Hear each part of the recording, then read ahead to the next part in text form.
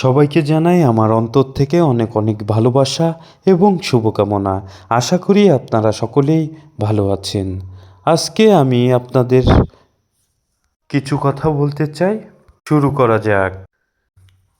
বড় কোনো পরিবর্তন একবারে সম্ভব নয়, তাই কাজকে ছোট ছোট ভাগে ভাগ করে নিন। একসাথে অনেক কাজ না করে একটি কাজ শেষ করে অন্যটি ধরুন। প্রতিটি ছোট কাজ শেষ করার পর নিজেকে ধন্যবাদ দিন, এতে আত্মবিশ্বাস বাড়ে। কাজের চাপে গরিব মানুষ প্রায় বিশ্রাম নিতে ভুলে যান, কিন্তু অপর্যাপ্ত ঘুম মনোযোগের সবচেয়ে বড় ক্ষতি। দৈনিক অন্তত 6 থেকে 7 ঘন্টা ঘুমানোর চেষ্টা করুন। কাজের ফাঁকে 5 মিনিটের জন্য হলেও চোখ বন্ধ করে বিশ্রাম নিন। খুব দামি খাবার না হলেও পুষ্টিকর খাবার মনোযোগ ঠিক রাখতে সাহায্য করে।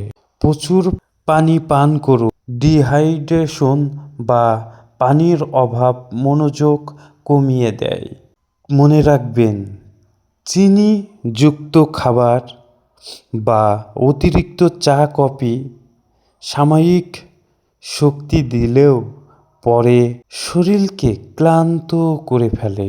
একটি নির্দিষ্ট রুটিন থাকলে ব্রেন জানে পরবর্তী কাজ কী, ফলে অপ্রয়োজনীয় দুশ্চিন্তা কমে।